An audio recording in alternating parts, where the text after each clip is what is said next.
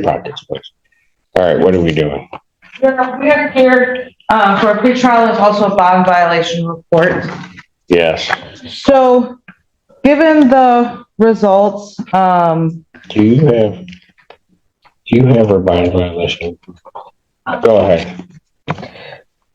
so there's a couple of things. I guess there's three kind of things to address here. The first is the cocaine. I did talk to Miss Mitchell about it. She did test the day after her arraignment. She denies using cocaine after her arraignment. This was her first test after being ordered on bond. And her arraignment was on the 17th and the test was the 18th. So her assertion is that it was from prior to given the bond conditions. Regarding her use of cocaine, however, she has seen a doctor at the University of Michigan where she is beginning the process to enroll in treatment there. She has an appointment tomorrow at 2:30. And they are, the letter that she provided me that's dated today says that they've spoken with the addiction treatment team and are working to place her into intensive treatment and detox services. And tomorrow will be the follow-up appointment. Regarding the THC, she does have a medical marijuana card and did provide that to community. This hearing starts with three separate issues on the table: a positive cocaine test, authorized medical marijuana use, and a diluted drug sample. A bond violation hearing isn't about deciding guilt on the original DUI charge. It's about whether the defendant followed the conditions of release.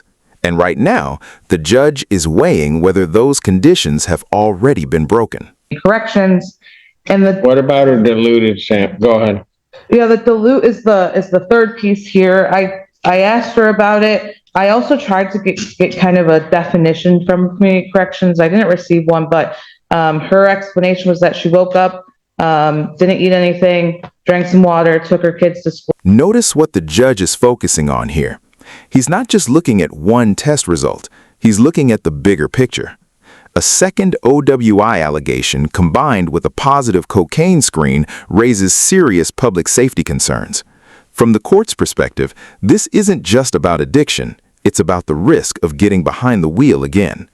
Do you think the judge is right to focus on prevention? Well, then went to community corrections, as is her normal routine. She didn't have any insight into what happened, and I don't know why. We both don't know why it would be diluted. We have no explanation for that.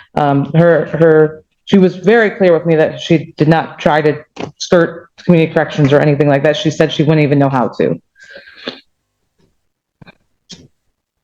So given all that, Your Honor, my request is to keep her out of custody, let her go to this appointment at the University of Michigan, see if they can get her into treatment and detox.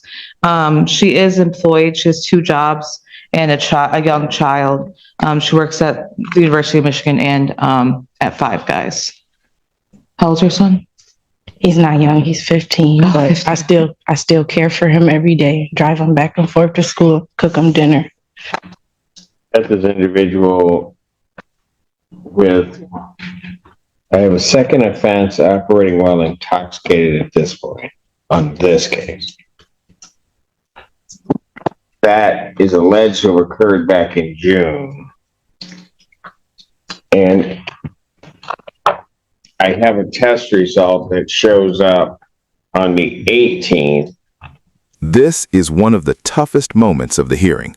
The defendant admits she was selfish and says she's trying to change, but the judge isn't convinced that words alone are enough. In addiction cases, courts often look for actions, not intentions. Treatment appointments, clean tests, and consistent progress usually carry far more weight than promises made in the courtroom. It's positive for cocaine. Her next test, though, is a diluted sample. Can I speak? Yeah. So what that was, I wasn't doing any drugs like cocaine or anything. I was smoking marijuana, and then I'm like, I remember I called and asked, is it okay if I can smoke? And they were like, we don't know. Then I found out yes. So I drank some bottles of water before the test, but I didn't do any hard drugs or anything. And I just really want to stay out so I can keep my jobs and stuff. And I can, because if I lose the job, then I won't be able to go to the treatment because I won't have the insurance. Yeah. It's a horrible circle you placed yourself in. Yes, it's all my fault. Oh, it absolutely is all your fault. I have a problem and I'm willing to try to get it fixed now. Is that before or after you kill somebody with a car? This is your second offense, or at least alleged second offense. Your Honor, I don't plan on killing anyone. I really plan on. Nobody ever does. Okay, I'm sorry, Your Honor. I just want to stay out for my son and my job. So when you were doing the cocaine, how much were you thinking about your son? I wasn't thinking. I was thinking about myself then, being selfish. So why are you bringing him up now, saying you want to be out with him when you weren't thinking about him when you were doing the cocaine? Because to see the look on his face when I told him I was coming, and to prioritize that stuff ahead of him, and with the good stuff I finally do have going in my life, when I start doing good, I just want to be on a straight and narrow and get clean and stay out. I don't want to have to start from scratch. The defense makes an important point here. Treatment works best when people can actually access it, but the judge sees a different timeline. He's asking why meaningful treatment only became a priority after the bond violation. That's the central conflict in this case: rehabilitation versus accountability. Which side would you lean toward? No, my mercy is in your hands.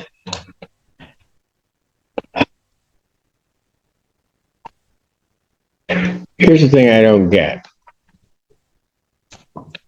The test results from June 30th show in her system alcohol, methamphetamine, and cocaine.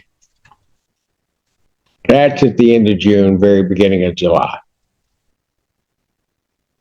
So you're sitting up here telling me you're sincere about this, invoking your son, doing all of that stuff, yet 3 months later, or a little less than 3 months later, I still have cocaine in your system.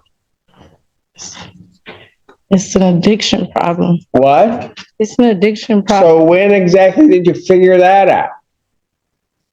Now I'm going through all this stuff. Yeah, you want to get here. You're an addict. You're going to get here and try to tell me anything and everything in the world to try to keep yourself out of trouble and keep from being accountable. That's what you're doing. I just want to keep the positive things going in my life. I'm willing to admit my wrongs.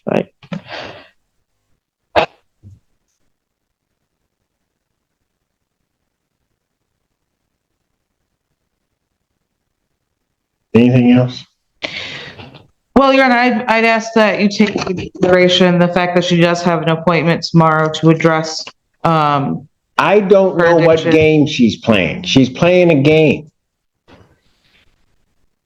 if the court If does, she was really serious about it. I mean, what right now is causing her to do all of this? Being in court? Well, she knew she was headed there from the time that she got stopped on this. And why is it taken over 30 days from the time of her arraignment for her to have this appointment? I work 2 jobs. I just don't want to lose everything. Here is the turning point. When the judge says game's up, he's signaling that the court believes the cycle of excuses has run its course. Legally, revoking bond isn't a punishment for the original charge. It's a decision that the defendant can no longer safely remain out of custody while the case moves forward. and Your Honor, we have been in communication. We talked about this. She's she's willing to do treatment. I think she's admitted to the court that it would be helpful for her. I agree. On a lot of these cases, it's helpful, right? I guess I'd ask the court to take that into consideration today. If the court does remand her, I don't know what she's gonna do the moment she walks out of here. I have no idea. I'm gonna go to work. I have no idea what she's gonna do. The sad fact of the matter is, I don't think she does either. Because the cold hard reality is, June, she's picked up. She has cocaine and meth in her system, as well as alcohol. So I'm surprised she's not dead. She has a previous drunk driving before that. So between the end of June, so let's just say the beginning of July, coming up into September, she's still using.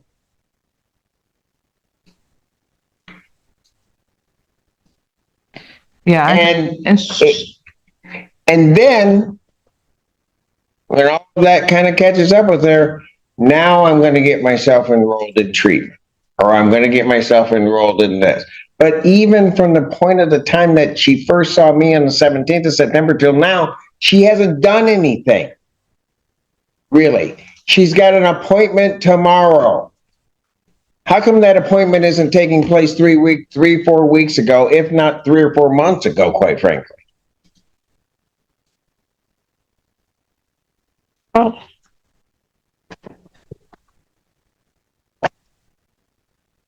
I just worked so many hours and just try to take care of our kid. I should have made it 3 weeks ago, but I'm trying to take. You got an excuse for everything. Yeah, everything coming out of your mouth is an excuse. I just want to do better.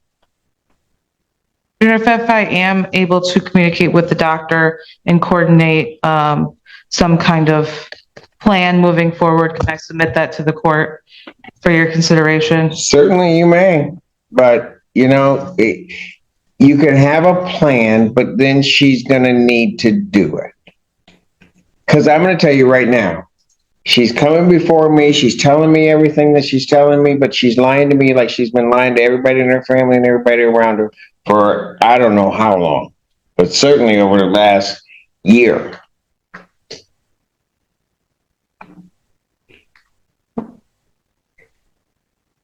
Well, young lady, game's up. You may have just run into the immovable object. If you're going to tell yourself that you're going to do this, then you're going to do it. But you're not going to come up here and just kind of give me this and that, and I'm going to do this, and this is why, and everything like that. If you want to make a commitment, then you make the commitment. And you got time to think about the commitment. Defendant's bond is hereby ordered revoked. I will adjourn the pretrial hearing to next week on the 22nd, and she can come here with a better plan than what she's got now. 9 a.m. on the 2nd.